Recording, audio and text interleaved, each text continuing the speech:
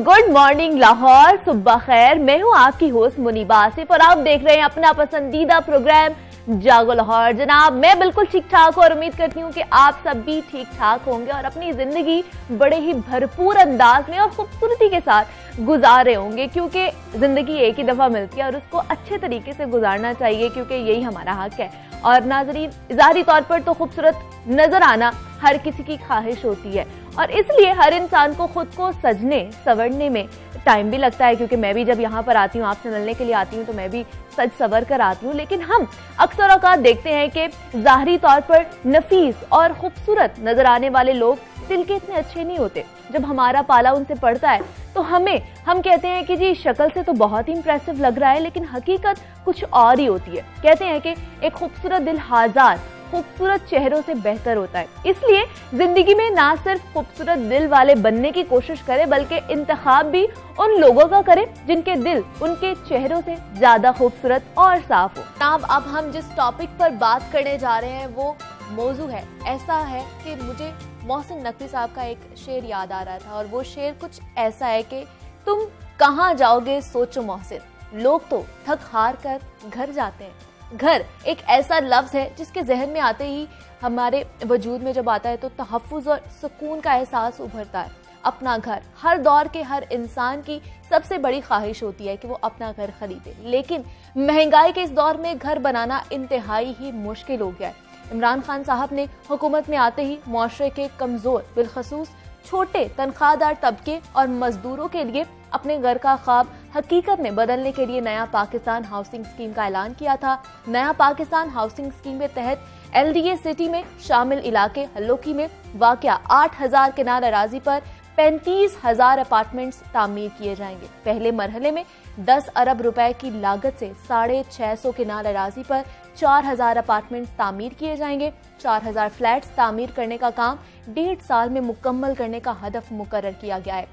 ये मंसूबा शुरू कर दिया गया है और बहुत जल्द मुस्तहिक लोगों को ये घर मिलना भी शुरू हो जाएंगे। ये घर कब तक मुकम्मल होंगे, इस घर का रकबा कितना होगा, मालियत कितनी होगी और इसका क्राइटेरिया क्या होगा, इस पर बात करनी है। हमारे साथ मौजूद हैं SM इमरान साहब हैं, जो vice president Lahore development authority हैं। सर, मैं आपको वेलकम कहती हूँ जागो लाहौर में। बहुत शुक्रिया आपका कि आपने अपने बिजी स्केड्यूल में टाइम निकाला और हमारे यहाँ पे आए हैं। कैसे हैं सर आप? अल्हम्दुलिल्लाह। सर, मैं भी बिल्कुल ठीक ठाक। सर, LDA डिपार्टमेंट ने जो स्टार्ट किया है हाउसिंग स्कीम के हवाले से, तो मुझे बताइए किन कैटेगरीज के अपार्टमेंट इसमें शामिल हैं और इनका रकबा कितना होगा? बिस्मिल्लाहिर्रहमानिर्रहीम। पहले तो शुक्रिया जी बुलाने का मुझे शो पे आप लोग। ये बेसिकली तकरीबन 35,000 अपार्टमेंट का मंसूबा ठीक है जो इस एरिया में LDA सिटी के बनाया जा रहा है। LDA सिटी जैसे कि सब जानते हैं एक प्रोजेक्ट था जो शुरू किया गया 12 साल पहले। फिर ये काफ़ी तनाज़े का शिकार हो गया जब इस पे लोगों को प्लाट नहीं दिए गए, अलॉटमेंट्स नहीं की गई, नैब आ गई, सुप्रीम कोर्ट हो गए, बहुत लोग इन्वॉल्व हुए। तो जब हम आए थे बड़ा आसान था हमारे लिए कहना कि जी पुराना प्रोजेक्ट है, जान छुड़ा लें। बट फैसला ये किया था कि हमने जान नहीं छुड़ानी, हमने लोग फंसे हुए मसले हल करने। लगभग 10,000 लोग ऐसे थे जिनके प्लॉटों के मसले थे यहाँ पे। अच्छा। हल करने के लिए हमने मुस्बत किस्म की स्ट्रैटेजी बनाई थी, ठीक है, जिसके तहत हमने काम शुरू किया। जब हमने काम शुरू किया तो हमारे पास अल्हम्दुलिल्लाह वो 10,000 प्लॉट अलॉटमेंट के लिए भी रेडी, और वो भी इंशाल्लाह प्राइम मिनिस्टर साहब के हाथ से हम लोग अलॉट करवाना शुरू करवा देंगे। तो 10,000 प्लॉटों का वो मसला जो 12 साल से फंसा हुआ था वो भी खत्म हो जाएगा। ठीक है। अब जब ये मसला खत्म हुआ तो ये जमीनें यहाँ पे अक्वायर की गई थी एग्जेम्पशन की बेसिस पे, ठीक है, जिसपे जमीन के बाद में आपने फाइलें उनको दी थी आगे। तो जो जमीन दूसरी थी वो तो आपकी अपनी हो गई। तो LDA सिटी का एक एरिया जो हल्लोकी और रिंग रोड के लेफ्ट राइट की तरफ जो हल्लोकी का एरिया आता है उसमें आता है, उसमें 8,500 कनाल में तकरीबन 4,500 कनाल LDA के पास क्लीन लैंड टाइटल के साथ अवेलेबल था। ठीक है। तो जब हमने बात की कि हमने एक आम आदमी को अपार्टमेंट देना है, प्राइम मिनिस्टर का ख्वाब था, CM साहब कह रहे थे कि इस पे कोई काम करें, तो हमें ये समझ आया इससे अच्छी जगह कोई नहीं हो सकती। अब वो शहर के साथ रिंग रोड के ऊपर लग गई हुई है, एयरपोर्ट से वाबस्तगी भी आराम हो गई हुई है आपकी, साथ आपके रायमंड का एरिया, सारे एरिया कनेक्टेड है उसके साथ। इस पे फिर हमने प्लान किया कि यहाँ पे अपार्टमेंट्स का मंसूबा लाया जाए।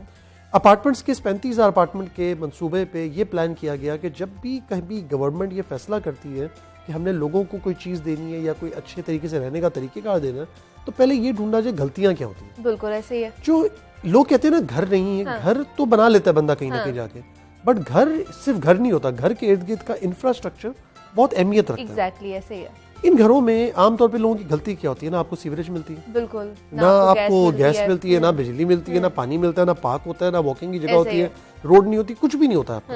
तो जब इंसान को बेसिक जरूरियात नहीं देंगे तो आप जंगल में ठहरा रहे हैं ना उसको। तो कॉन्सेप्ट ये था कि एक वेल प्लान तरीके से प्रोजेक्ट ऐसे बनाया जाए और उस कीमत पे लाया जाए जैसे आम बंदे की वो अप्रोच में आ सके। उसके तहत इसका पूरा मास्टर प्लान हमने इस एरिया का बनाया। कुशादा सड़कें भी हैं, हर ब्लॉक ऑफ अपार्टमेंट के आगे तो पार्क्स क्या भी सर हैं। इसमें तमाम सहूलियात मौजूद हैं जो आप बता रहे हैं? इसके अंदर ठीक है। सब बनाया जाएगा, इन मॉडर्न लाइंस बनाया जाएगा, एक मुस्बत सुकून की खुशगवार जिंदगी गुजारने के लिए। पार्क्स वगैरह, green areas, each and parks, green areas, दरख्त, आपकी वहाँ पे वाटर की जो जैसे लॉरेंस रोड पे टैंक बनाया था अंडरग्राउंड, उस तरह के टैंक्स, ताकि एनवायरनमेंट इकोलॉजी भी ठीक रहे इसके अंदर। इन सब चीजों को इंश्योर करना हमने तो मेक श्योर किया हुआ है, इसके बगैर कुछ आगे मूव नहीं होगा। ठीक है।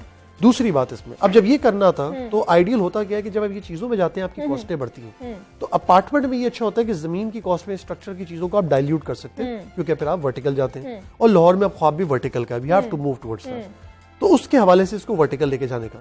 अब ये सोचा कि क्या यहाँ पे सिर्फ छोटे बना दिए जाए, तो समझ ये आया, जो प्लानर्स ने आगे बताया उन्होंने कहा एक जगह पे आप सब छोटे साइज के नहीं बनाते, क्योंकि फिर वो ड्वेलिंग खराब हो जाती है। तो उसमें मिक्स होना चाहिए हर साइज का। तो हमने 5 कैटेगरी अपार्टमेंट्स की बनाई है। ओके। सबसे छोटा है 650 स्क्वायर फीट का नेट, फिर है 800 स्क्वायर फीट का नेट अपार्टमेंट, फिर है 1100 स्क्वायर फीट का, फिर 1500 और 2200 का भी। लेकिन जो आपकी पहली 3 कैटेगरियां 1100 स्क्वायर फीट तक वाली, इसी में 30,000 कवर हो जाते हैं। बाकी जो है वो 2,500 रखे गए। आइडिया ये था कि अगर और कुछ भी नहीं तो आपकी गवर्नमेंट में इतने लोग काम कर रहे हैं, मतलब government technically is the largest employer in the country, उन लोगों के पास भी घर नहीं है। अच्छा, अब सबसे बड़ा चैलेंज लोगों का क्या? सबसे बड़ा चैलेंज ये है कि कोई एक गो में इतनी बड़ी कीमत नहीं दे सकता। ऐसे ही है, बिल्कुल ऐसे ही है, क्योंकि अपार्टमेंट्स, ये वाले अपार्टमेंट्स बनाने का मकसद यही था कि जो महंगा घर अफोर्ड नहीं कर सकते, तो इसकी फिर मालियत क्या होगी? क्या एक ही दफा यकमुश्ती अदायगी करना होगी? नहीं, इस पे एक स्टैंडर्ड हमने बैंक से फाइनेंस होगा, बैंक से फाइनेंस होगा, मॉर्गेज फाइनेंस होगा, इस्लामिक मॉर्गेज फाइनेंस। ठीक है। अब इसमें इंपॉर्टेंट बात समझने वाली ये है कि जब वर्किंग की गवर्नमेंट ने कि आखिर ये मॉडल फेल क्यों होता आ रहा है, तो समझिए एक आम आदमी, इसकी तनख्वाह लेट्स से 40,000 रुपए या 30,000 रुपए भी हो, वो बंदा 10-15 हजार रुपए घर के रेंट का दे देगा, बहुत अच्छा ले लेगा, 20,000 दे देगा। लेकिन ये नहीं हो सकता कि वो जाके 50,000 रुपए का रेंट दे दे। और ये भी नहीं हो सकता कि वो इससे ज्यादा पैसे, मतलब ये सच्ची बात ये है कि ये इतनी सैलरी है जिसपे मुश्किल से आपके एंड्स मीट होते हैं अपने मीन्स के साथ, आप अपने खर्चे पूरे नहीं करते, आपकी बजटिंग चैलेंज हो जाती है। उसके अंदर आप अगले को बोले तुम सेविंग करके घर खरीद लो, घर खरीदने के लिए आपको यकमुश पैसे देने पड़े, नहीं पॉसिबल, नहीं हो सकता। बिल्कुल। अच्छा, कोई 3 साल की किस्तें बना दे, उसमें भी नहीं पॉसिबल, क्योंकि वो भी आपका डिवीजन नहीं बनता और हम सबको कीमतें पता है क्या है। तो आइडिया ये था कोई ऐसा फॉर्मूला बन जाए जिसमें किस्तें आपको वक्त के साथ देनी पड़े, ऐसे दे जैसे आप रेंट दे रहे हैं, लेकिन रेंट के साथ साथ आपको मलकियत मिल रही हो। पूरी दुनिया में मॉर्गेज फाइनेंसिंग का सिस्टम चलता है, चाहे वो बांग्लादेश हो, इंडिया, इन सबने ग्रूम किया अपने कंस्ट्रक्शन सेक्टर को और आवाम की फैसिलिटी भी पूरी की है देने में। इसमें इसी कॉन्सेप्ट पे पाकिस्तान में काम शुरू किया गया। स्टेट बैंक भी इन्वॉल्व हुआ, प्राइम मिनिस्टर साहब ने कमेटियां बनाई जिसमें स्टेट बैंक ने बैंकों के साथ काम किया। नया पाकिस्तान हाउसिंग डेवलपमेंट अथॉरिटी बनाई गई प्राइम मिनिस्टर ऑफिस के अंदर, जिसके अंदर यह फैसला किया गया कि आपका काम है सारे पाकिस्तान में काम करना कि ये अफोर्डेबल हाउसिंग का प्रोजेक्ट कैसे चलेगा। ठीक है। हम नेफ्डा के साथ भी अपना जेवी साइन करने जा रहे हैं इसी हवाले से, तो ये project is a joint venture basically. इसके अंदर साथ ही फिर हमने बैंक ऑफ पंजाब को एंगेज किया और हम लोगों ने एलडीए में कंसल्टेंट्स हायर करके एक बिजनेस मॉडल तैयार किया। अब बिजनेस मॉडल जिसके तहत ये काम किया जा रहा है, हमने इसकी जो अप्रोक्सीमेट कीमत निकाली है वो 27 लाख के करीब है जिसपे उसको बेचा जा रहा है। 27 लाख बहुत बड़ी कीमत लगती है फिर भी, लेकिन उसका फॉर्मूला ये रखा हुआ है कि इस पे जो क्वालिफाई कर जाएंगे हमारे साथ, जो बैंकों से भी क्वालिफाई कर जाएंगे, जो नेफ्डा के साथ भी क्वालिफाई कर जाएंगे, वो सिर्फ 10% कीमत देंगे हमें पहले आज जो लेने जा रहा है, जब बुकिंग और सारी बैंकों और क्या ये 27 लाख सारे घरों की है? क्योंकि आपने बोला कैटेगराइज किया गया है। आज की तारीख में जो हम लॉन्च करने जा रहे हैं वो पहले फेज में 4,000 अपार्टमेंट है। ठीक है। 4,000 अपार्टमेंट जो है ये 650 स्क्वायर फीट के। ठीक है। और इस वक्त उनकी कीमत 27 लाख है। ठीक है। वक्त के साथ जब बाकी लॉन्च होंगे, कोई इन्फ्लेशनरी फैक्टर्स आए तो ऊपर नीचे प्राइस हो सकती है। तो सर इसका मतलब हम ये कह सकते हैं, ये समझ सकते हैं कि एक आम आदमी भी अपना घर बनाने का ख्वाब देख सकता है और वो पूरा भी होगा इंशाल्लाह, जरूर होगा। हम भी यही उम्मीद रखते हैं। सर बहुत शुक्रिया आपका कि आपने हमें वक्त दिया है। एसएम इमरान साहब हमारे साथ मौजूद थे और हम नई जो हाउसिंग सोसाइटी बन रही है, जो हमारे प्राइम मिनिस्टर ने वादा किया था हुकूमत में आते ही कि जो कमज़ोर तबका है उसका जो अपना ख्वाब है, घर, एक घर जो होता है वो सबका ख्वाब होता है, वो चाहे अमीर हो चाहे गरीब हो, कि हमारा अपना घर हो, तो वो ख्वाब देखना बहुत ज़रूरी है और मेरे ख्याल से अब वो पूरा भी हो जाएगा और हमारी उम्मीद है और हम दुआई कर सकते हैं। तो अब छोटी सी ब्रेक लेते हैं, वापस आते हैं इस ब्रेक के बाद।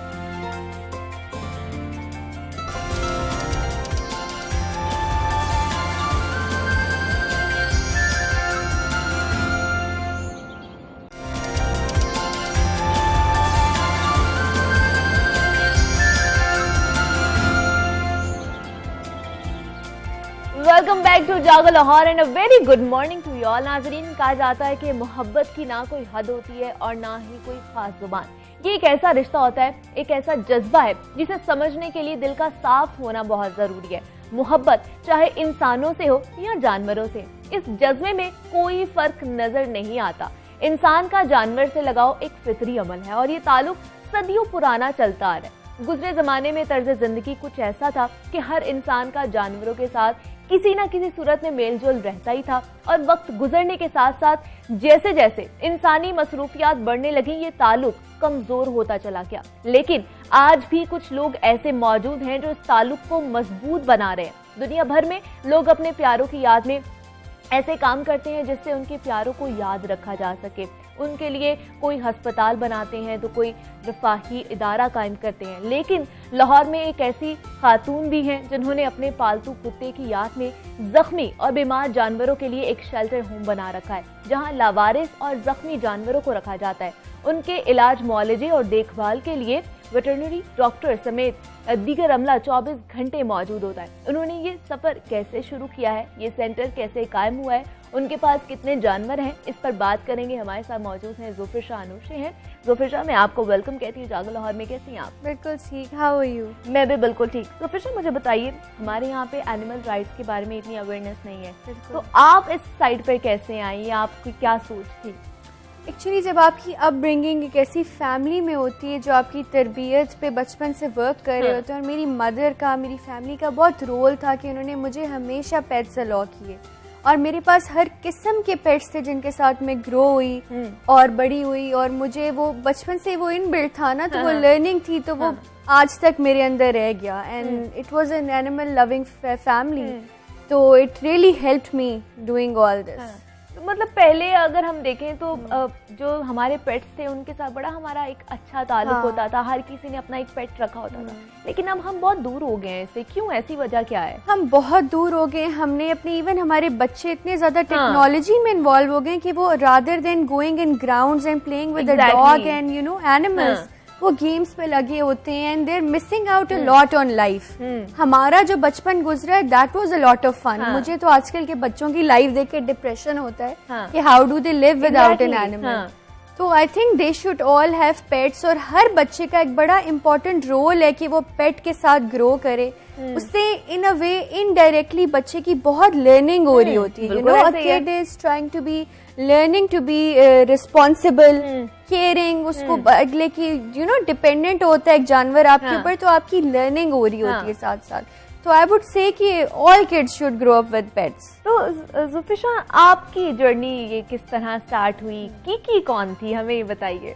कीकी जो थी वो मेरा एक पेट थी, मेरी अडॉप्टेड डॉग थी एंड उसको मैंने सड़क से ही उठाया था और अडॉप्ट किया था, और वो बिल्कुल मेरी बेटी बन चुकी थी। लाइक उसके लिए अपना स्टाफ था, और जब मुझे कहीं जाना होता था तो मैं लोग अरेंज करती थी, अच्छा मैं जा रही हूँ तो तुम लोग इसके साथ रहोगे, मुझे अपडेट्स दोगे कि ये क्या कर रही। ठीक है, मतलब बहुत पैम्पर्ड थी, और वो एक पाकिस्तानी डॉग थी, कोई बहुत एक्सपेंसिव डॉग नहीं थी। लेकिन मेरे लिए हर डॉग बराबर है, क्योंकि डॉग डॉग ही होता है, कोई उसमें नस्लें कास्ट नहीं होती।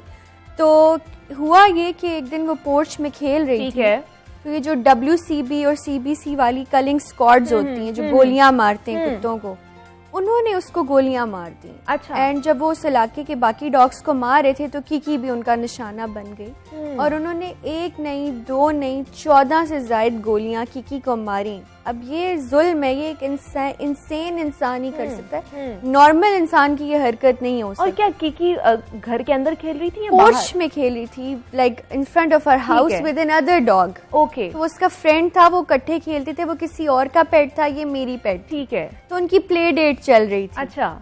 तो जब उसको गोलियां मारी, उस डॉग को उन्होंने छोड़ दिया बिकॉज वो एक बहुत एक्सपेंसिव ब्रीड का डॉग था, बेल्जियम शेफर्ड था। ओके। और कीकी को उन्होंने मार दिया स्ट्रे डॉग समझकर, और उसके हालांकि कॉलर लगा हुआ था, और कीकी का खून पूरा सामने फैल गया एंड शी डाइड, और वो उसकी बॉडी भी ले गए स्ट्रे कुत्तों के साथ।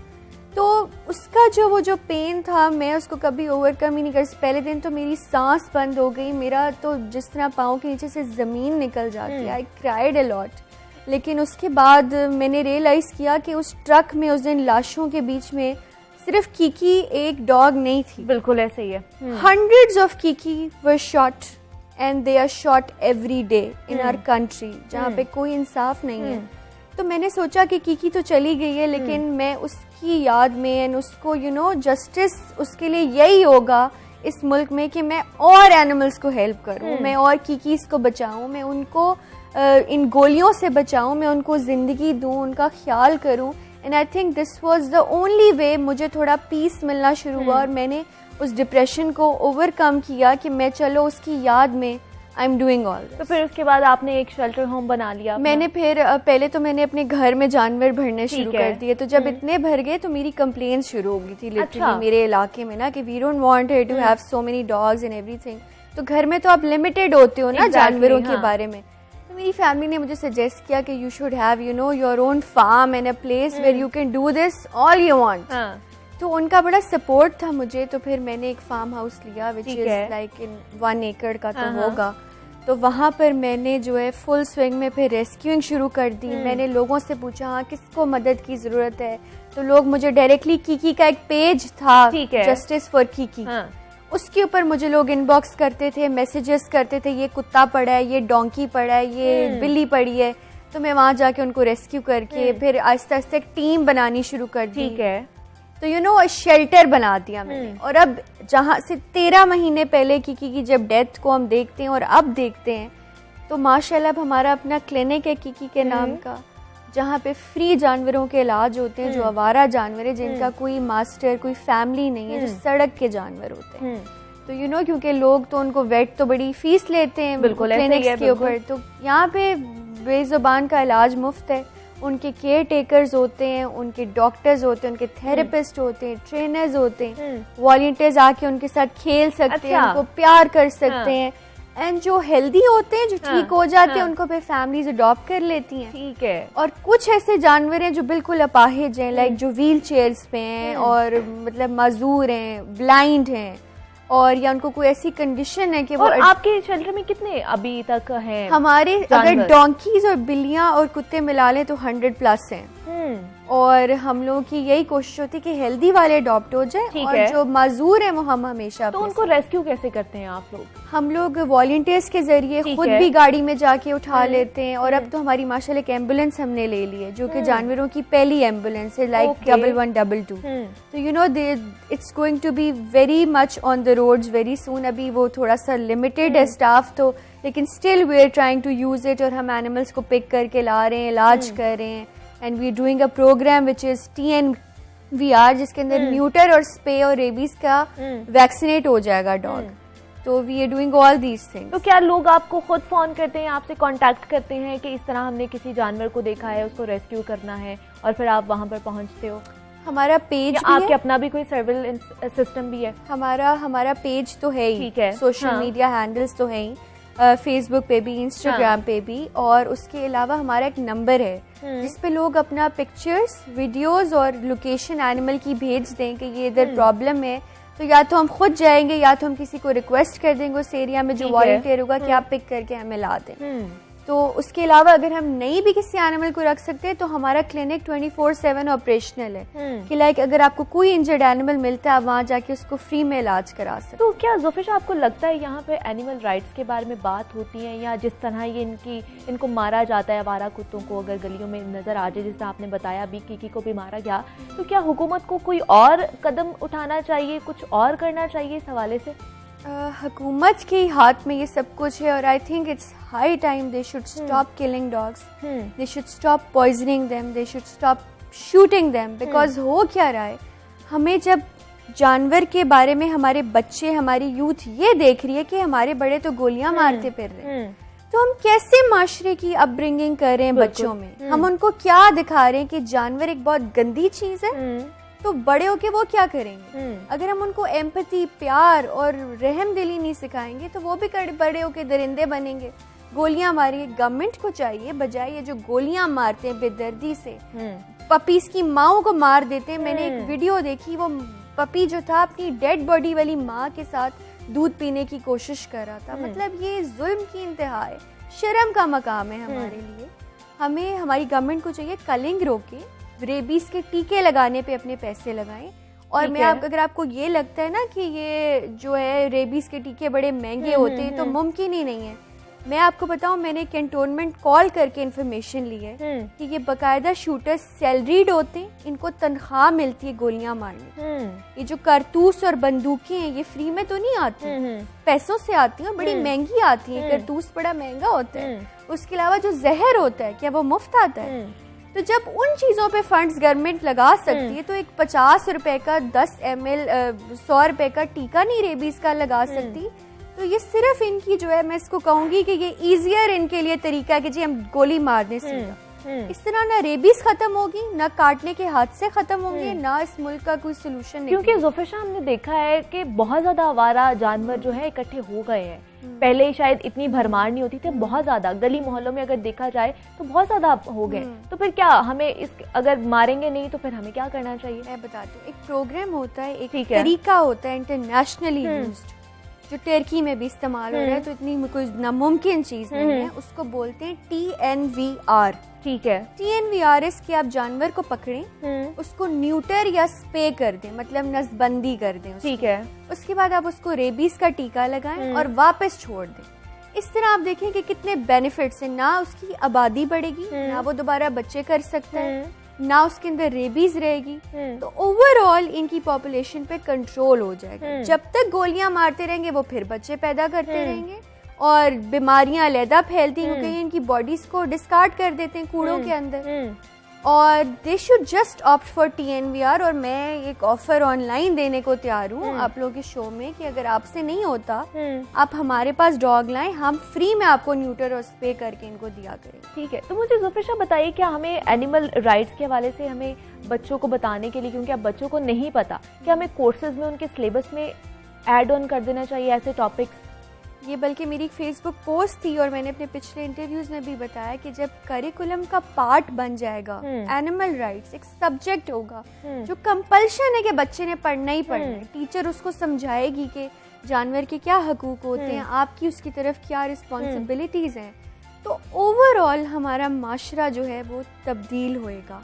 और करिकुलम का पार्ट बनने से वो हर मैसेज की तरफ जा रही है ना बुक्स, तो रूरल एरियाज में भी जा रही है, अर्बन एरियाज में भी वही बुक्स हैं। अब तो सारा सिलेबस वैसे भी सेम हो गया है। तो I think it's a very important part to include animal rights in our education. लेकिन ज़ुफैर बहुत से बच्चे होते हैं जो चाहते हैं कि हम अपना पेट घर पर रखें, लेकिन उनके जो बड़े होते हैं उनको नहीं पसंद होता घर पे पेट रखना, बिल्ली या कुत्ता या कोई भी चीज़। तो अब बच्चे तो कुछ नहीं कर सकते ना, उनके अगेंस्ट तो नहीं जा सकते। बड़ों को फिर कैसे लेकर आए कि उनकी जो एक मोहब्बत है, जानवरों से दूर हो चुके हैं वो वापस आ जाए? मैं अपने शेल्टर पे बल्कि मैं लोगों को इनवाइट करती होती हूँ, and I invite everyone from this show कि आप लोग अपने बच्चों को जो चिड़ियाघर लेके जाते हैं, आप लोग मेरे शेल्टर हैं और आप वहाँ के डे स्पेंड करें।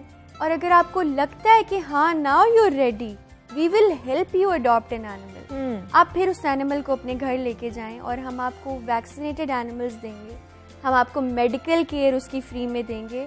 और पेरेंट्स का बहुत रोल है बच्चों की लाइफ में, और आई थिंक उनको अंडरस्टैंड करना चाहिए कि बच्चे की जिंदगी अधूरी है एक पेट के बगैर, और वो कंप्लीट बच्चा तभी होता है। वो बच्चे बहुत डिफरेंट होते हैं एज ग्रोन अप्स भी, जो पेट्स के साथ बड़े हुए होते हैं। और मैंने ये डिफरेंस अपने में और अपनी फ्रेंड्स में देखा है। जो पेट्स के साथ नहीं ग्रो हुए थे वो मुझसे थोड़े डिफरेंट है, नहीं कहूंगी वो बुरे हैं, लेकिन I think I am more responsible and kind towards others then them, because मैं जो हूँ एनिमल्स के साथ बड़ी हुई हूँ। बचपन से मुझे पता था हाँ उसको खाना देना है, उसको पानी देना है, इसको गर्मी लग रही है, इसको बाथ देना है, तो I am very responsible till now. I think it's because of my pets that I grew up with. Zufair अभी आपने बात की चिड़ियाघर की कि वहाँ पर भी बच्चों को दिखाने के लिए लेकर जाते हैं जानवरों को, क्या आपको लगता है वहाँ पर जानवरों का ख्याल रखा जाता है?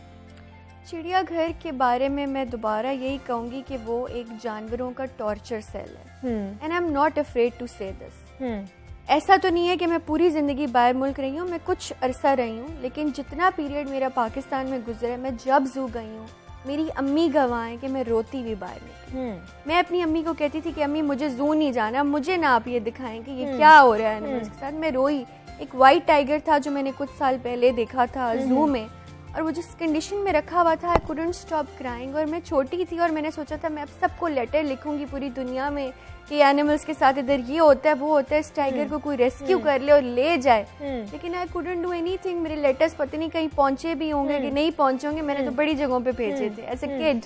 तो द थिंग इज कि वहाँ पे ना जानवरों का वो नेचुरल हैबिटेट उनको मुयस्सर है, ना उनको फैसिलिटीज मुयस्सर है। अगर कोई बीमार हो जाए तो उनके पास डायग्नोसिस ही नहीं है, ये गलत ट्रीटमेंट देते रहते हैं, एंड में वो इवेंचुअली एनिमल मर जाता है। जैसे लेकिन वाइल्ड टाइगर्स के साथ अब हो रहा है ना, अब वो जो अगर कमजोर जानवर है या कोई बीमार जानवर है उसे साइलेंट किलर वो एक दवा है या कोई है उसको पुरसुकून मौत दे दी जाएगी। ये तो मकाम शर्म है इनके लिए। मैं आपको बताऊं इसमें कोई बहुत खुशी की बात नहीं कि वो कह रहे हैं जी हम पुरसुकून, पहले पूरी जिंदगी पुरसुकून जहन्नम दिया, अब एंड में पुरसुकून मौत दे रहे हैं। इलाज ही नहीं है इनके पास, हल ही नहीं है। हर एनिमल जिसका ट्रीटमेंट कभी होगा ही नहीं, इवेंचुअली इनको पुरसुकून मौत ही देनी पड़ेगी। तो फिर लाते क्यों हो तुम लोग? छोड़ दो उनको तुम लोग। जब तुम लोग एक गरीब मुल्क में रहते हो, फंड्स नहीं है, सड़क पे जिंदगियां रुल रही हैं, तो ये वाइल्ड लाइफ ला के तुम उनका खाना कैसे अफोर्ड करोगे? एक कुत्ते का अगर आपने बहुत अच्छा पालने तो आई थिंक 1 लाख खर्चा है, ऐसे ही है। आप शेर का खर्चा कहाँ से पूरा करते हैं? जब आपके मुल्क में फंड्स नहीं है, आप आए दिन मांग रहे होते हैं लोगों से पैसे, आपकी यतीम सड़क पे रुल रहे हैं, बेगर्स की आप इधर वो अमाउंट देखें, हर चौक पे गरीब खड़ा है, आप शेर को कैसे पालते हैं? I don't get this. तो फिर हमें क्या करना चाहिए? हमें सफारीज बनानी चाहिए, सेंचुरीज बनानी चाहिए, हमें क्या सेंचुरीज बनानी क्या चाहिए, करना चाहिए? सफारीज बनानी चाहिए, उनको उनके नेचुरल हैबिटेट्स प्रोवाइड करने चाहिए। अब देखिए बाहर के मुल्कों में जब आप जाते हैं, अफ्रीका वगैरह वगैरह, सफारीज होती है, जानवरों को पिंजरों में बंद नहीं किया होता। Exactly. इंसान को बंकर बंद गाड़ियों में वो भेजते हैं, जी जाओ देख लो तुम शेर। This is the way. उनको टीके नहीं लगाने पड़ते अपने शेरों को, इधर टीके लगा के टुन किए होते हैं सारे शेर कि जी इंसान ने इनको देखना है तो कहीं ये बेचारा अपनी असलियत पे ना आ जाए। ऐसे ही है। This is inhumane, this is animal cruelty. Circuses, zoos, ये सारी चीजें बंद होनी चाहिए। बच्चों को, पेरेंट्स को, जब तक तो ये जहन्नम और टॉर्चर सेल बने हुए तब तक पेरेंट्स को चाहिए बच्चों को वो ना दिखाएं, शेल्टर होम्स में लेकर आए और दिखाएं कि एक जानवर की क्या ज़रूरियात होती हैं, उसको क्या पेन फील होती है, उसकी खुशी क्या है, उसकी बीमारी क्या है। उनको भी फ्लू होता है, उनको भी कफ होती है, उनको भी बुखार होता है, खून निकलता है। तो ये पेरेंट्स को उनको सिखाना चाहिए, हमें और उसमें कोई फर्क नहीं। इट्स जस्ट कि अल्लाह ने हमें एक और सांचे में डाला है और उनकी रूहों को एक और सांचे में डाला। तो जुफिशा, क्या और है यहाँ पर इस तरह के जो एनिमल राइट्स शेल्टर्स हैं आपके अलावा? क्या आपको लगता है पाकिस्तान में और हैं जो काम कर रहे हैं एनिमल राइट्स के लिए? काफी शेल्टर्स हैं जो काम कर रहे हैं, इनफैक्ट काफी इंडिविजुअल्स हैं, काफी रेस्क्यूअर्स हैं जो काम कर रहे हैं, और सबकी एक अपनी स्ट्रगल और एक अपना तरीका है। यू नो, एवरीवन जो मैंने देखा है सबका एक अपना मोटो है, सब अपने तरीके से मदद करने की कोशिश करें। ऑब्वियसली हमारे मुल्क में एनिमल राइट्स और इन चीज़ों के लिए खड़े होना आसान नहीं है, तो जितने भी लोग खड़े हैं, I salute them, hats off to them, and my prayers are always with them. And I think हम सबको मिल के, जिस मुल्क में हकूक ही नहीं है जानवर के, हमारा लॉ 100 साल पुराना है, तो आई थिंक हम जो गिने चुने लोग हैं, हमें आपस में प्यार से मिल के चलना चाहिए। दूसरा जुफिशा, मुझे कावन याद आ गया कि हम उसका ख्याल नहीं रख पाए तो हम लोगों ने उसको बाहर बेच दिया। ये किस तरह का हम कह रहे हैं कि और हमें वो तोहफे में मिला था, जो चीज़ हमें तोहफे में मिल रही है हम उसका ख्याल नहीं रख पा रहे और हम किसी और को दे रहे हैं कि आप इसका ख्याल रखें। बिल्कुल। अब मैं आपको थोड़ा सा एक मिसकंसेप्शन बताऊं कि हमने उसको दिया नहीं, उनको लेके जाना पड़ा। देने को तैयार नहीं थे, ये पुरसुकून मौत की तरफ ही कावन ने जाना था। तो अल्लाह का शुक्र है कि शहर की नजर पड़ी उस हाथी पे, अल्लाह का शुक्र है कि लोग यहाँ से खड़े हुए, पूरी दुनिया से उसके लिए खड़े हुए और उसको रेस्क्यू करके ले गए और उस जू को ही शट डाउन कर दिया। और वहाँ पे कुछ भालू थे जिनके दांत इतने खराब थे उस जू में, उनके कैविटीज बनी हुई थी, गल गए थे उनके दांत, और यहाँ पे इनको पता ही नहीं था, होश ही नहीं थी, इलाज ही नहीं था। और अल्लाह का शुक्र है कि फाइनली उनको भी वो ले गए अभी ट्रीटमेंट के लिए। देखिए हमारे ना डायग्नोसिस है ना उस, अभी कुत्तों की इनके पास एडवांस लेवल की दवाइयाँ नहीं है, हमें बाहर से इंपोर्ट करनी पड़ती है, तो इनके पास भालू के लिए क्या होगा? तो इनको वाइल्ड लाइफ को तो छोड़ देना चाहिए। It's high time all these zoos should shut down. Zoo की मैनेजमेंट कभी तस्लीम नहीं करेगी ये चीजें, तो 100 इंटरव्यूज और रिटर्न दे दें, हम मानने को तैयार नहीं। एज अ सिटीजन पाकिस्तानी हमने खुद जू का हाल देखा है, हम खुद गंवाए। जब एक जू का डेथ रेट 1000 से ऊपर चला गया है 6 साल में, इससे ज्यादा आपको और क्या चाहिए कि वो बंद हो जाए? जिराफ मर गए, सर में वायरिंग फंस गई, प्लास्टिक खा लिया, सूजी के साथ पूरी जिंदगी जुल्म हुआ। उसकी शक्ल से वो एक बूढ़ा जानवर लगती थी जबकि उसकी वो एज नहीं थी। बिल्कुल ऐसे ही है। मतलब अजीब सा उसका हाल कर दिया था, जिस्म पे जख्म थे, चेनों में वो डली होती थी, उसकी क्या जिंदगी। तो this is just cruelty. Zoos are all animal health. क्या आपको लगता है वहाँ पर उनका बेहतर तरीके से ख्याल नहीं रखा जाता? उनको जो खाने के लिए उनको जो एक ग़िज़ा दी जाती है वो नहीं दी जाती? उनको नहीं दी जाती। मैं मानने को तैयार नहीं हूँ। जितने गरीब लोग उनके ऊपर उन्होंने डिप्यूट किया, मुझे तो लगता है वो सारा कुछ वही ले जाते हैं। उनकी ना इतनी तनख्वाहें, उनके घरों में बच्चे और फैमिलीज हैं पालने को। मैं उनके लिए भी सिंपैथी है मुझे कि वो इतने गरीब हैं बेचारे। लेकिन आप इनकी मैनेजमेंट का देखें ना हाल, कि वो गरीब जो हैं जिनको ड्यूटी दी है उन्होंने खाना डालने, वो गरीब अपने घर खाना ले जा रहे हैं। मुझे तो नहीं लगता उन जानवरों तक खाना भी पहुंचता है। और जो थोड़े बहुत आप सड़े हुए मीट के पीसेज उनके पिंजरों में देखते हैं, वो खा ही नहीं रहे होते। अल्लाह जाने वो कितना सड़ा हुआ कौन सा गोश्त उनको देते हैं मरे हुए जानवरों का, शेर रिफ्यूज कर देता है। तो इसीलिए उनकी हेल्थ खराब होती है, उनको जॉइंट्स के मसले पड़ते हैं, उनके अंदर न्यूट्रिएंट्स नहीं जा रहे, और उनकी लैक ऑफ न्यूट्रिएंट्स और न्यूट्रिशन की वजह से उनकी एंड में ये कंडीशन होती है। ठीक है, ज़ुफ़िशा अनुशा हमारे साथ मौजूद थी और एनिमल राइट्स के बारे में हम बात करते हैं। ज़ुफ़िशा, बहुत शुक्रिया आपका कि आपने हमें वक्त दिया और आप हमारे शो पर आई हैं। जनाब, जिस तरह इंसानों के हकूक़ होते हैं उस तरह जानवरों के भी हकूक़ होते हैं और हमारी एज एन इंडिविजुअली बहुत ज़्यादा जिम्मेदारी बनती है कि हम उनके हकूक़ भी पूरे करें। आप अभी बहुत सी बातें और बहुत अच्छे अच्छे टॉपिक हैं जो आपके साथ हमें शेयर करने, आपने कहीं नहीं जाना। मिलते छोटी सी ब्रेक के बाद।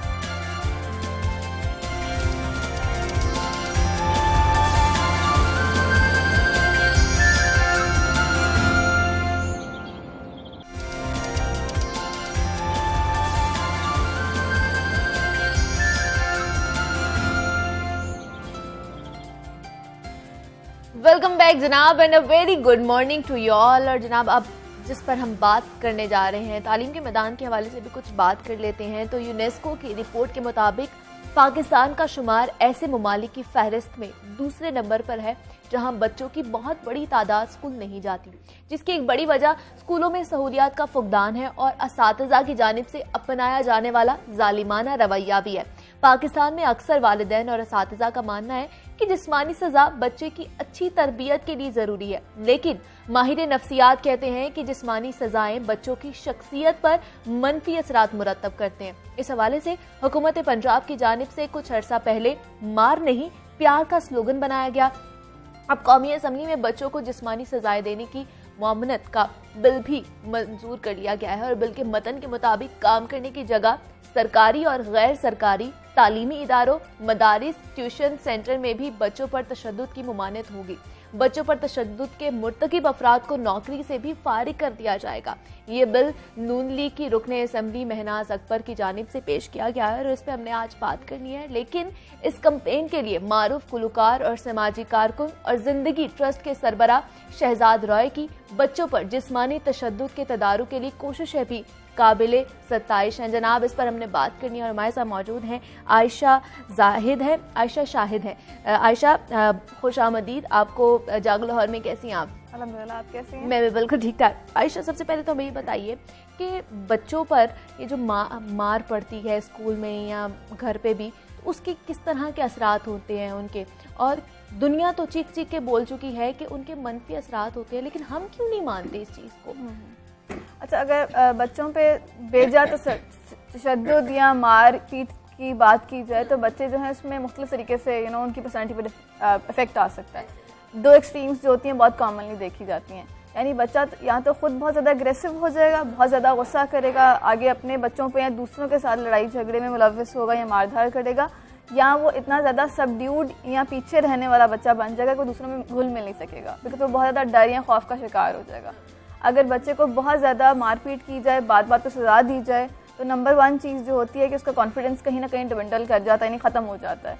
तो वहाँ पर सोशलाइजेशन जो है, लोगों से मिलना जुलना, कॉन्फिडेंट होना, क्लास में हाथ खड़ा करके बोल पाना, टीचर को जवाब दे पाना, या इवन के दोस्त भी बना पाना, जो अक्सर बात बच्चे के लिए बहुत मुश्किल हो जाता है। बहुत मुश्किल हो जाता है। और क्या लगता है आपको कि पढ़ाई में जिस तरह हम लोग देखते हैं कि बच्चों को मारा पीटा जाता है और जिस्मानी सजाएं ज़्यादा दी जाती, तो क्या बच्चे फिर इस तरह की सजाओं के बाद ज़्यादा इंटरेस्ट लेते हैं पढ़ाई में या फिर भागते हैं उससे? नहीं, मोस्टली देखा गया है कि बच्चे कभी भी इंटरेस्ट नहीं लेते। वो पढ़ेंगे भी तो डर या खौफ की वजह से पढ़ेंगे। अगर वो डर या खौफ की वजह से पढ़ भी रहे हैं तो उस पढ़ाई में बहुत ज्यादा आप कह सकते हैं कि जिनको कोई फायदा नहीं होगा, चीज भूल जाएगी, वो रट्टा लगा कर आ जाएंगे। मोस्टली ये भी देखा गया कि बहुत सी जगह जहाँ पर बहुत ज्यादा मारपीट की जाती है, वहाँ पे बच्चे कई बार क्लास स्किप करने लग जाते हैं, स्कूल से भाग जाते हैं।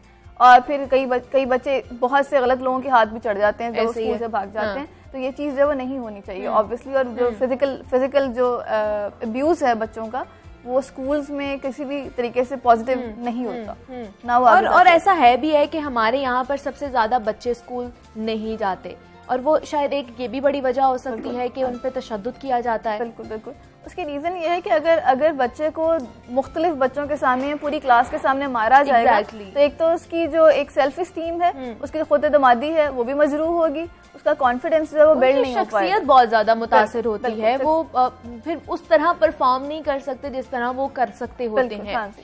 फिर उसमें एक एलिमेंट ये भी आ जाता है कि जब आप बेइज्जती का या इज्जत का एलिमेंट भी आ जाता है, तो बच्चा जो है अपने आप को कम समझे या दूसरे उसका मजाक उड़ाएं, तो वो उसके लिए किसी भी तरीके से अच्छा नहीं होगा। तो वो बच्चा जिसने भी परवान चढ़नी है, उसने भी कॉन्फिडेंस बिल्ड करना है, या भी इसको लोगों से बातचीत करने का उसने गौर सीखना है, अगर वो पहले ही इन चीज़ों से गुजर जाएगा तो वो आगे नहीं बढ़ पाएगा। और मोस्टली देखा गया है कि जिन बच्चों पे बहुत ज़्यादा तशद्दुद होता है या जिनके साथ बहुत ज़्यादा मारपीट की जाती है, वहाँ पे कहीं ना कहीं सोशलाइजेशन में इश्यूज आ रहे होते हैं। यानी वो बहुत खुलकर बहुत एक्सप्रेस नहीं कर पाते अपने इमोशंस को, बहुत ज्यादा शाय हो जाते हैं, बैक एंड पे चले जाते हैं, शाय हो जाते हैं। और यही बच्चा जब बड़ा होगा तो शायद उसके अपने रिलेशंस बनाने में या उसकी दोस्तियां करने में उसको इशू होगा, लोगों से बातचीत करने में इशू हो सकता है। उसकी एक सबसे बड़ी रीजन ये है कि बच्चे को बड़ा मारा होता है, बड़ा इंडिविजुअल। एग्जैक्टली। बच्चे के लिए एक जो बड़ा इंडिविजुअल है लाइफ के अंदर, वो उसके लिए एक सेफ्टी की अलामत है। जब वही वाला बंदा जो उसको वायलेट करेगा तो बड़े होकर भी इवेंचुअली लोगों पे ट्रस्ट नहीं कर पाएगा, और छोटे होते भी यही मसला होगा कि अपनी बात कह नहीं पाएगा। तो इसलिए बहुत से पेरेंट्स जो बच्चों को जिनके साथ बहुत मारपीट करते हैं, अक्सर औक़ात बच्चे उनसे अपने दिल की बात नहीं कह पाते। फर्ज करें अगर वो बहुत मुश्किल से गुजर रहे हैं, तब भी वो डर के मारे कि पेरेंट्स हमें ही ना मारना शुरू कर दें, हमें लड़ना शुरू कर दें, वो उनके पास नहीं। लेकिन आयशा, हमने देखा है कि असातिज़ा, अभी बहुत ज्यादा ऐसी वीडियोस भी सोशल मीडिया पे वायरल होती हैं जो हमने देखा भी है कि जालिमाना रवैया होता है उनका, और बड़ा ही तशद्दुद, बहुत ज्यादा तशद्दुद करते हैं बच्चों पे। एक छोटी सी एक बच्चा था जिसके मैंने वीडियो देखा, और उनका जो मास्टर था या जो भी पढ़ाने वाला था, उसको डंडों से मारा था, और वो बेचारा माफिया आगे से मांग रहा था लेकिन वो नहीं रुक रहा था। तो ये जो हमारे जो पढ़ाने वाले असातिज़ा हैं, उनका माइंडसेट ऐसा है, तो फिर वो क्या करेंगे? अगर हम ओवरऑल बात करें तो ये चीज माइंडसेट अब आहिस्ता आहिस्ता खत्म हो रहा है, लेकिन बहुत से स्कूल्स में अभी भी बाकी है, ऐसे ही है। लेकिन यहाँ पर एक चीज जो बहुत जरूरी है, वो टीचर्स की ट्रेनिंग बहुत जरूरी है। अब ये समझना पड़ेगा कि अगर पुराने जमाने में मार पड़ती थी और बच्चे चल जाते थे, तो हमें नहीं पता कि उनका सक्सेस रेट क्या था, या सबने मारे खाई में या नहीं खाई। लेकिन अगर ये चीज चलती जाएगी तो अब का जो बच्चा है वो शायद इस काबिल नहीं है कि वो इतनी चीजें सह सके, और किसी भी उम्र, किसी भी एज का, किसी भी एरा का बच्चा होगा वो नहीं सह सकता इस तरह की चीजें जो है। तो फिर कोई अपनी शख्सियत नहीं होती बच्चे की अगर इसी तरह रवैया रहेगा? तो अगर इस तरह रवैया रहेगा तो बच्चे की शख्सियत जो मजरूह हो जाएगी, वो बन नहीं पाएगी। तो यहाँ पर टीचर्स की ट्रेनिंग की बहुत जरूरी है कि इस तरह की चीजों के लिए उनको प्रॉपर ट्रेन किया जाए कि ये चीज नहीं करनी है।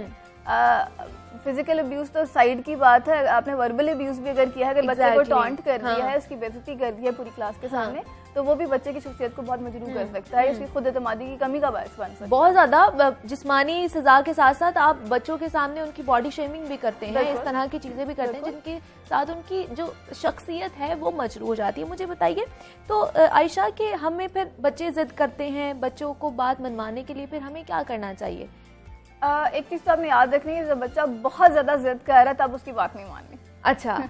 हाँ। ये पेरेंट्स को अक्सर बात पता नहीं होता। अगर बच्चा, लेकिन जब तक वो बात मनवा नहीं लेते आयशा, वो नहीं उठते, वो तो लेट कर रोना शुरू कर देते हैं। लेकिन उसमें ये होता है कि अगर बच्चा लेट के बात मनवा लेगा ना, तो उसके ज़हन में कहीं ना कहीं चीज फिक्स हो जाएगी कि मैंने लेट के बाद मनवाई तो हमने 2 घंटे के लिए लेट जाना है, बात तो मानी जाएगी, ठीक है ना। तो यहाँ पे ये मसला आता है कि बच्चे की जिद को एक लिमिट के बियॉन्ड आपने पूरा नहीं करना होता। बच्चे से तब बात करें जब उसका मूड अच्छा है, उसको समझाने की कोशिश करें। बच्चे अपने लेवल पे बहुत समझदार होते हैं, तो जब उनका मूड अच्छा है, उनसे बात की जाए, वो समझ जाते हैं। पेरेंट्स ये गलती कर देते हैं कि बार बार जिद पूरी करते हैं। जब बच्चा टाइम थ्रो करता है या बच्चा रोना धोना डालता है बहुत ज्यादा, उस पे वो जो बिहेवियर होता है, प्रॉब्लमैटिक बिहेवियर, वो बढ़ जाता है, वो हमेशा बढ़ जाएगा, क्योंकि उसको पता है ना कि अगर एक दफा मैंने कर दिया और मेरी बात मानी गई है तो मैं फिर इसी को सस्टेनेबल करूंगा और आगे लेकर जाऊंगा। बिल्कुल, जैसे बच्चे को पता है कि मैं अपने अम्मी अब्बू को 4 लोगों के दरमियान में जाके कहूंगा कि मुझे चीज चाहिए, तो वो शोर शराबा उससे बचने के लिए उसको ले देंगे। तो बच्चों को भी पता होता है कौन से बटन दबाने। एग्जैक्टली, बिल्कुल। वो भी आजकल बच्चे भी बहुत ज्यादा तेज हो गए। हम अब अगर अपनी बात करें तो हम बड़े शांत बच्चे कह ले कि होते थे, अम्मी अब्बू आंखें दिखाते थे तो हम बैठ जाते थे। आज के बच्चे नहीं है आजकल के। हाँ जी, जब तक शायद उनको फिर वो हो जाता है कि अगर अम्मी अब्बू ज्यादा गुस्सा करेंगे या फिर मार ही पड़ेगी हमें तो हम लोगों ने ठीक होना। बिल्कुल। अच्छा, फिर एक और चीज बहुत इंपॉर्टेंट है कि पेरेंट्स को चाहिए कि वो दोनों एज अ ग्रुप या एज अ टीम बच्चों से डील करें। जब पेरेंट कोई एक पेरेंट के ऊपर पूरी जिम्मेदारी पड़ जाती है कि उसी ने मारना है, उसने डिसिप्लिन करना है बच्चे को, तो बच्चे जो है उस पेरेंट से भी खाइफ हो जाते हैं। बहुत से घरों में ये होता है कि सिर्फ फादर सजाएं देने के लिए होते हैं या सिर्फ मदर सजाएं देने के लिए होते हैं, तो बच्चे उस एक पेरेंट से खाइफ हो जाते हैं। तो पेरेंट्स को ये भी चाहिए कि वो टीम के तौर पे बच्चों को डील करें। फॉर एग्जाम्पल, अगर सजा जजा या कोई रिवॉर्ड देना है बच्चे को, तो वहाँ पे दोनों मिलकर बैठ कर देंगे और दोनों का फैसला इकट्ठा होगा। लेकिन आयशा, ये नहीं होगा कि अगर एक बच्चे पे तशद्दुद हो रहा है तो वो किसी पे भी तशद्दुद करेगा, वो फिर उसका माइंडसेट वैसा बन जाएगा, फिर इस तरह तो हमारी सोसाइटी में बिगाड़ पैदा हो जाएगा। बिल्कुल। जो रिसर्चेज हैं हमारी वो ये प्रूव करती हैं कि अगर बच्चा जो है इसके ऊपर बहुत ज्यादा उसको साथ मारधाड़ की जाए, मारपीट की जाए या सजा दी जाए, जिसको हम फिजिकल पनिशमेंट कहते हैं, तो वो आगे जाके अपने से कमतर पे करेगा, अपने से छोटे बच्चे को करेगा, जानवरों पे गुस्सा निकालेगा, चीजों पे गुस्सा निकाल कर चीजें तोड़ फोड़ कर सकता है। तो ये चीजें जो है बड़ी कॉमन है। बच्चा अग्रेसिव हो सकता है और देखा गया है कि जिस बच्चे को बहुत ज्यादा मार पड़ती है उसके बहुत ज्यादा बड़े होकर भी अग्रेसिव होने के चांसेस होते हैं। ठीक है आयशा, आप हमारे साथ ही मौजूद रहिएगा। हमें ज्वाइन किया है शहजाद रॉय साहब हैं, गुलकार हैं और समाजी कारकुन भी है, और इस हवाले से इन्होंने बहुत ज्यादा कोशिशें की हैं और जो अब उनकी कोशिशें रंग ले आई हैं। शहजाद रॉय साहब, पहले तो हमारी तरफ से आपको मुबारकबाद। उनसे भी बात करने की कोशिश करेंगे, लाइन जरा डिस्कनेक्ट हो गई है। तो हम बात कर रहे थे बच्चों को मार से नहीं प्यार से समझाना है, और ये जो प्यार होता है ना, यही किसी को भी समझा देता है। और बच्चे छोटे से बच्चे होते हैं, उनको जिस तरह आप मोल्ड करेंगे वो उस साइड पर ही चले जाएंगे।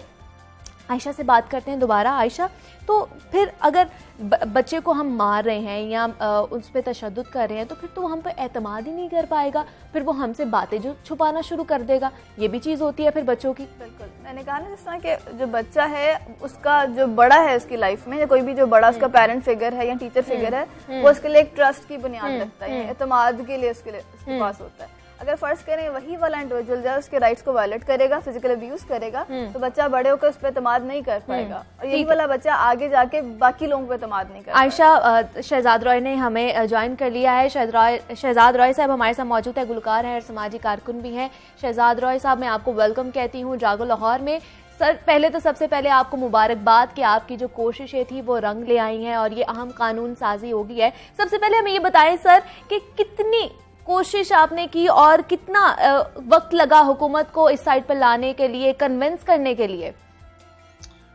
Thank you so much. हम मेरा एक प्रोग्राम आता था जियो न्यूज पर, उसका नाम था चल पड़ा, जिसमें एक मोटर बाइक हार्ली डेविडसन में मैंने सारे पाकिस्तान में ट्रैवल किया था। उस पर हमने शो किया था कॉर्पोरेट पनिशमेंट पर, और उसके बाद फिर अतिया इनायतुल्लाह साहबा ने एक बिल पेश किया था 2013 में, और फिर सेनेट में लैप्स कर गया था। फिर तमाम सूबों ने लॉ मेकिंग की और जिंदगी ट्रस्ट इस पर बहुत पुश करता रहा, लॉबी करता रहा। फिर फाइनली 2020 के अंदर अथर मिल्ला साहब की कोर्ट में सेक्शन 89 सस्पेंड हुआ। सेक्शन 89 ये था कि जिसमें बच्चों को गुड फेथ में मारने की इजाजत थी।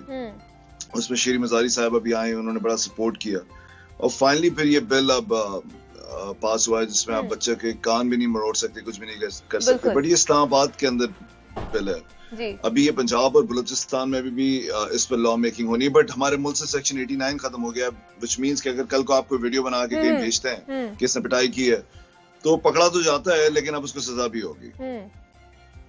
तो मुझे सर ये बताइए कि आपको कैसे ख्याल आया कि आपने अब बच्चों के हकूक के हवाले से बात करनी, क्योंकि यहाँ पर नहीं की जाती, और अगर ये चीज़ देखी जाए तो हमारे खुद ही माँ बाप जो होते हैं वो बच्चों के जाके टीचर्स को बोल रहे होते हैं जनाब चमड़ी आपकी है और हड्डियाँ हमारी हैं और आप जो करना चाहे करें।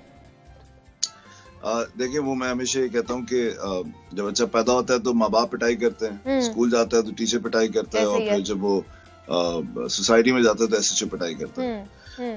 मुझे अभी बताएं, आपकी पिटाई हुई है कभी? नहीं, मेरी पिटाई नहीं हुई, बड़ी अच्छी बच्ची थी अपने स्कूल लाइफ में। नहीं, अच्छे बच्चों की भी पिटाई होती है, जरूरी नहीं कि सिर्फ बुरे बच्चों की। अम्मी अब्बू ने मारा आपको कभी? हाँ, अम्मी अब्बू से तो मार पड़ी है।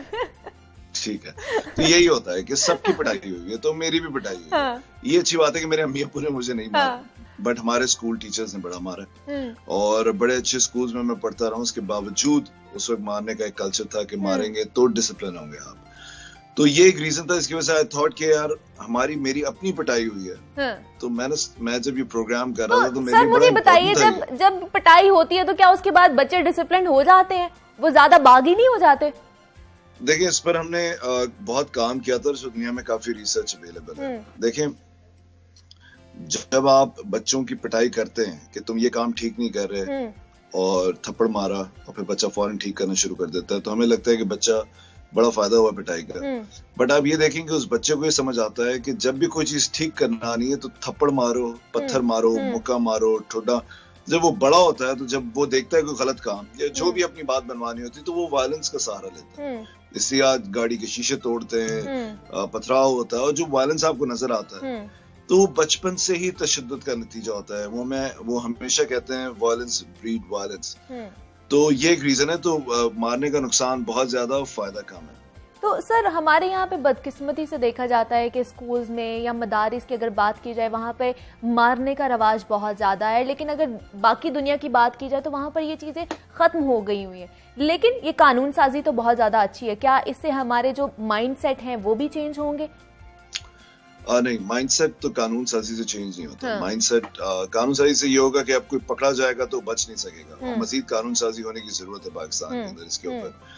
माइंडसेट जैसे आप आज शो कर रही हैं, इस तरह से और लोग शो करेंगे। शो करने से, इस पर डिबेट करने से माइंडसेट चेंज होगा। आपको बताना पड़ेगा माँ बाप को, जैसे हमारा जो जिंदगी ट्रस्ट है, हम स्कूल में बताते हैं कि अगर 40 बच्चे क्लास में बैठे हैं तो टीचर उनको मारे बगैर मैनेज कैसे करेगी अच्छे तरीके से। अगर आप उसको ये नहीं सिखाएंगे तो वो मारेगी। पेरेंटिंग पर इतनी किताबें आ गई हैं, तो जब तक आप पेरेंट्स को बताएंगे नहीं कि अगर बच्चा आपका छोटा है और सिगरेट पी रहा था, आपने पकड़ के उसकी ठुकाई लगा दी, तो आपको लगता है वो सिगरेट छोड़ देगा? ऐसे होता नहीं है। तो आप उनको समझाते हैं कि कैसे आप अगर कोई अपनी बात कम्युनिकेट करना चाहते हैं तो बेस्ट तरीके कार क्या है। थप्पड़ मारने से ज्यादा फायदा क्या करने से होगा? अगर उस माँ बाप को वो नहीं आता होगा तो वो नहीं कर सकेगा। और एक घर में जहाँ पर 15 बच्चे हों, 10 बच्चे हों, 8 बच्चे हों, पॉपुलेशन जो इतना बड़ा इशू है, वहां पर आप environment, corporate punishment, sexual abuse, ये तमाम चीजें पीछे रह जाती हैं। तो सर क्या आपको लगता है कि हमारे स्कूल से ड्रॉप आउट होने की बड़ी वजह तशद्दुद है? जी, इस पे तो रिसर्च स्टडी भी आई हुई है, नंबर्स भी बताए गए हैं कि हजारों की तादाद में बच्चे जो है वो हर साल स्कूल छोड़ते हैं इसी वजह से, क्योंकि उनको मारा जाता है। तो फिर हमें क्या करना चाहिए कि किस तरह इस चीज को आगे लेकर जाएं? क्योंकि अब तो बिल पास हो गया है, लेकिन क्या आपको लगता है कि लोग इस पे इम्प्लीमेंटेशन होगी? देखिए, मैं आपको एक छोटी सी बात बताता हूँ। हमने एक CFO का इंटरव्यू किया था, चीफ फाइनेंशियल ऑफिसर थे, वेरी नाइस पर्सन। तो मैंने उनसे पूछा कि ये मारने पर हम बिल पास कराना चाहते हैं, तो आपका क्या ख्याल है इस पर? तो उन्होंने कहा कि शहजाद यार, मैं बचपन में बड़े बुरे कंपनी में पढ़ गया था, बड़े बुरे दोस्तों में चला गया था। अगर मैं मेरे माँ बाप ने मेरी पिटाई ना की होती ना तो मैं कभी भी आज CFO ना बनता। तो मैंने कहा फिर तो आपकी पिटाई होती रहनी चाहिए, ताकि 2 थप्पड़ पड़े आप MD बन जाए, फिर 2 मुक्के पड़े आप बोर्ड मेंबर बन जाए। तो यहाँ पर लोगों का माइंडसेट ये है कि हमारी पिटाई हुई इसलिए आज हम कहीं पहुंचे। तो माइंडसेट पे काम करना सबसे ज्यादा जरूरी है इस वक्त।